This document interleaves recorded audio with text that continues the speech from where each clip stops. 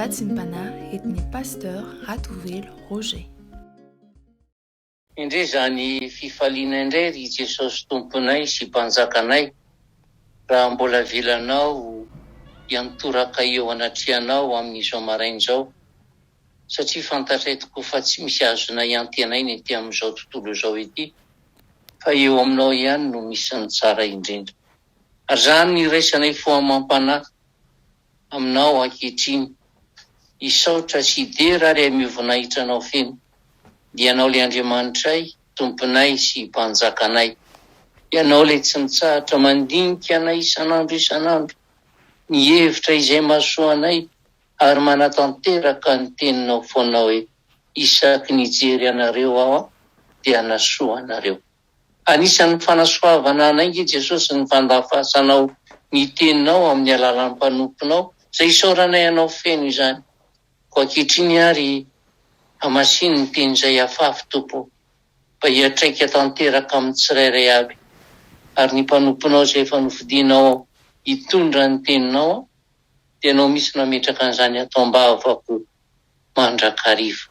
Na izany na zany efa dia mangataka famindrapo sy famelan-keloka aminao hatrany amin'izay rehetra vita teo anatrehanao, ary angatahako famelan-keloka aminao amin'izay rehetra vita amin'ny tsirairay aby, ka tsy mifanaraka amin'ny sitraponao.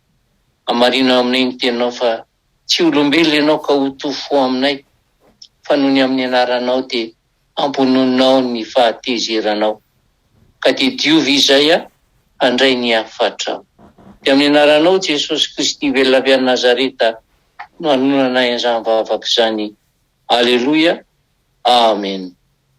Dia ampifaliana indray ry havana no hiarabanantsika tsirairay avy natratra n'izao marain'izao, ary faly manona ny fahasoavana omba ampiadarana avy amin'Andriamanitra iray sy Jesosy Kristy tompontsika.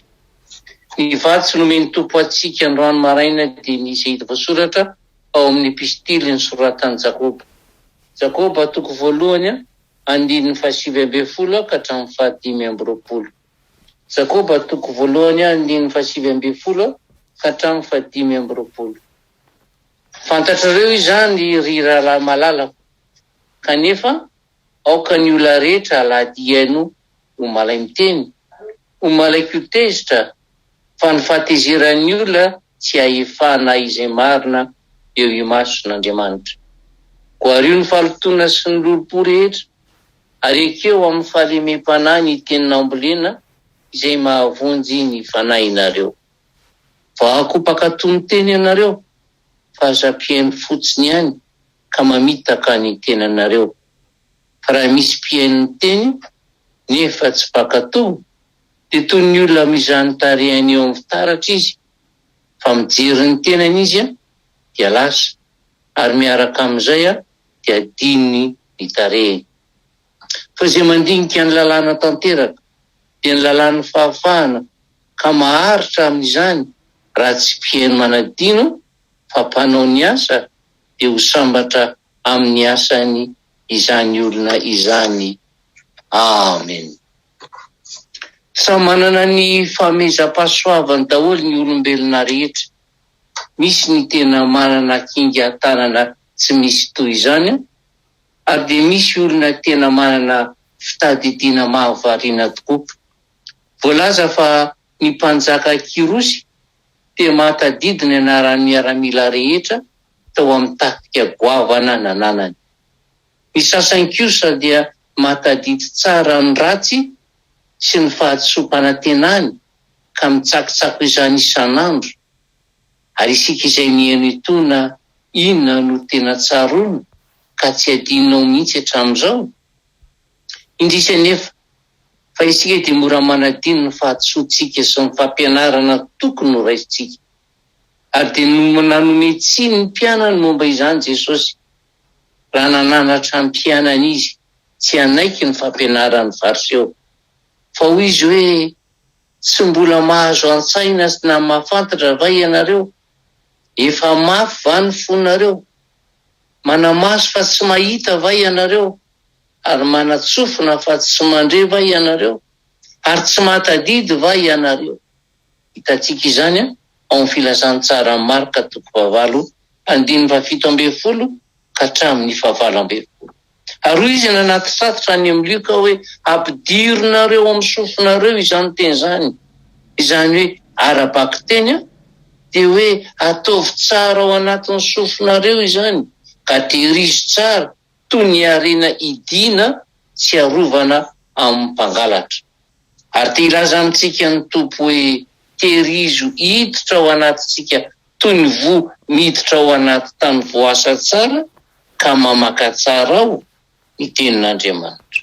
Ary noho izany dia mila miezaka mamaky azy sy mahazo ary mitadidy azy mandra-pahamohany ka hisy vokatra ao anatin'ny fotsika isika. Mety misy angamba hiteny amintsika tona hoe mba mamaky ihany aho fa tsy matadidina inona mihitsy.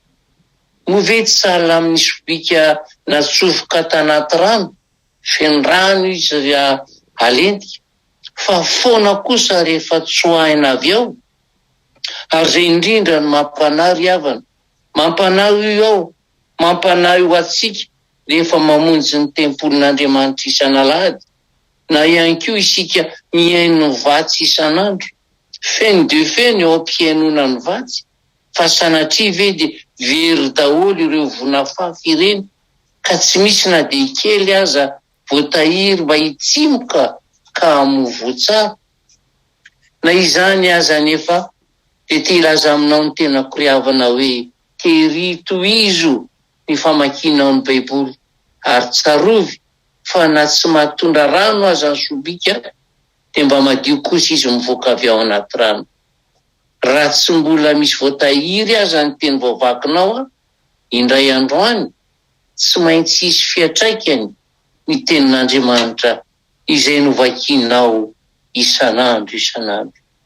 Ary izay nge no mahatonga n'Andriamanitra ampatsiahy antsika lalandava fa olom-boavidy isika araka ny voalaza ny Korintana 1:17 hoe fa olom-boavidy ianareo ka aza mety ho andevon'olona.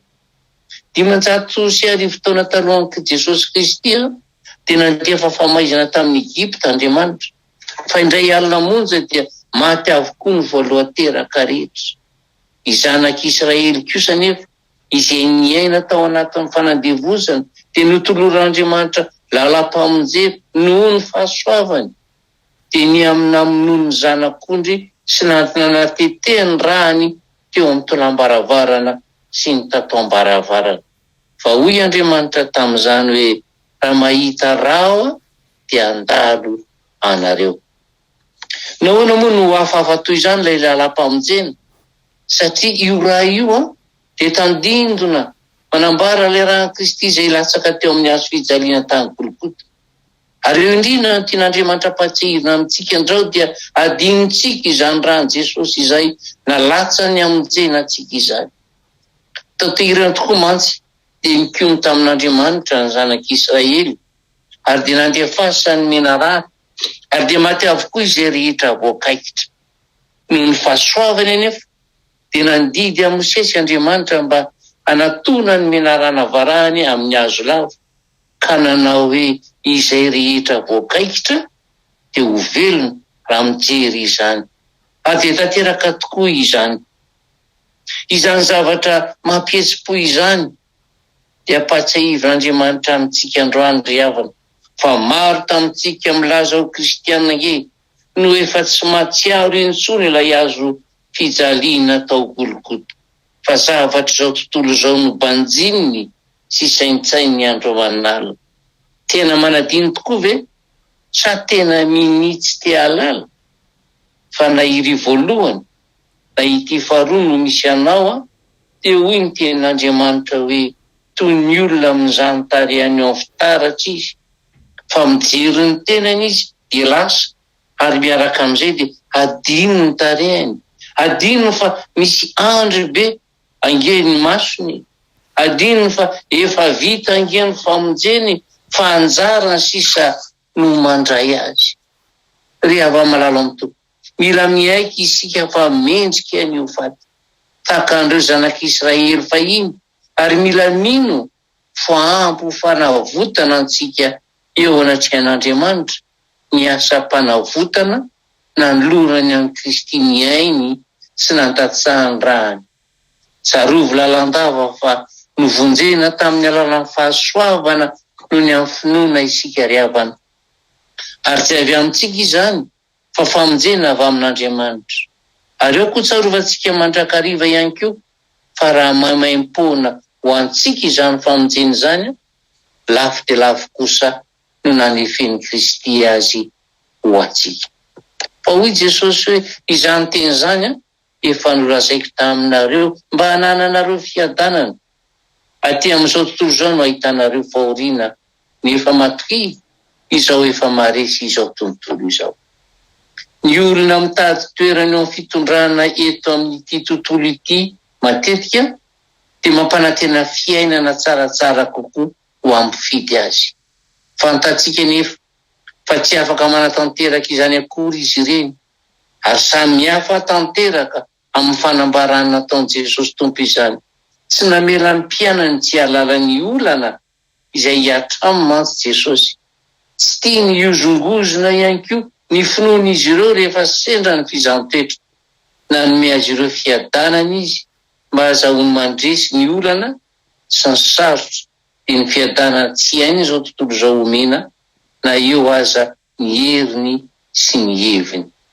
Mitaona ny mpiana izay hiara-fanenjehana eto amin'ity tontolo izao ity, atoky azy Jesosy.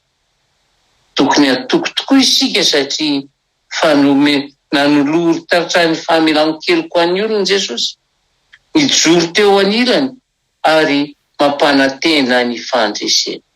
Tokony atoky ihany koa isika satria efa resin'i Kristy izao tontolo izao ary dia afaka mampahory antsika afa-tsy fotoana fohy ihany izao tontolo izao. Raha namela ny mpianany teto amin'izao tontolo izao mpanohitra sy ratsy tia ary Jesosy dia maneho taminy fa ao amin'ny rery ihany no misy fiadanana. Ny fototra iorenan'ny fiadanana izany dia ny fandreseny ny heriny rehetra eo amin'izao tontolo izao. Ny fanambarana ny fandreseny no nanamarana an'i Jesosy ny fampianarany. Tanteraka ny faminaniana voalohany eo amin'ny olombelona fa naharesy izao tontolo izao Jesosy.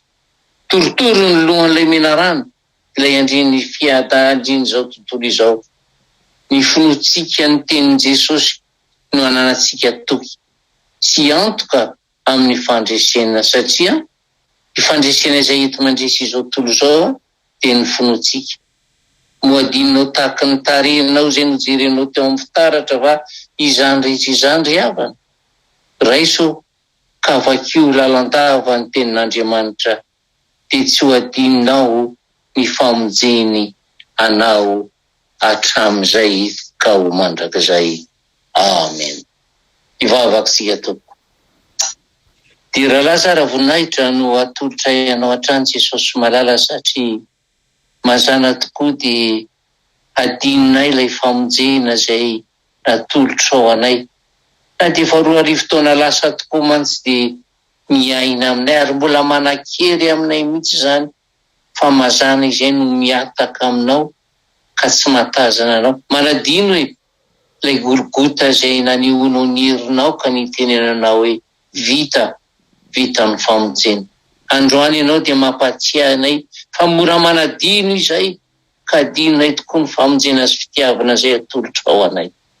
Mangataka amin'ny famindraponao ary nefa ny ary apio izay Jesosy amin'ny alalan'ny fanainao masina mba tsy haro lalandava ilay vidy inalafo izay nataonao anay hanavotana anay tsirairy. Reto ny vahoakanao izay mitanatana vava aminao amin'ny fomba maro samihafa amin'izay fahasarotany iainany tsirairay avy. Ampatsiahivinao taminay androany fa misy famonjena nge ho an'ny tsirairay avy amin'ny fomba izay tsy takatra ny sainay. Fa anjaranay sisa no atsiaro fa misy andro ngeza be tokony hoesoronay amin'ny tenanay aloha ahafahanay mandray izay famonjena izay dia iainanay ampiadanana. Tahiony tsirairay avy ara Jesosy na iza ny ainao an'izao afatrao izao anehoanao ny herinao fa nandefa ny teniko ao ianao ka nasitrana azy ka izay rehetra sakatsakana tsy ahafahanay andray ilay famonjena, tsy ahafahanay atsiaro fa voaolo mbo vidinao angizay. Dia ianao nanamarina ny teninao foana fa tsy amiry anay iorery ianao fa hiara-dalana aminay hatrany. Dia mankasitraka ka Jesosy. Ary dia tanterao amin'ny tsirairay aby aran-tsodraninao masina ka itenenanao izay hotahiko ianao raha mivoaka ary hotahiko ianao raha miditra. Hotahiko ny fitehirizam-barinao ary hotahiko ny fahasalamanao. Ombanao mandrakariva fa taky nombako a Mosesy tokoa hanombako anao. Tsisy hajanona anao amin'izay lalaka rehetra alehanao. Izao Jehovah no miteny dia ho tanteraka izany. Anaondera sy ny anjara ny voninahitra Jesosy. Ary apetraka eo am-pelantananao ny androm-piainanay iray manontolo. Ka na inona tonono ny mpanomponao izay niainao an'izao afatra izao eo anatrehanao. Amarino ny teninao na dia mbola tsy nangatakary ianareo. Dia efa fantatry ny rainareo izay any an-danitra izay mahasoa anareo. Saotra Jesosy eo. Aleloia. Amen.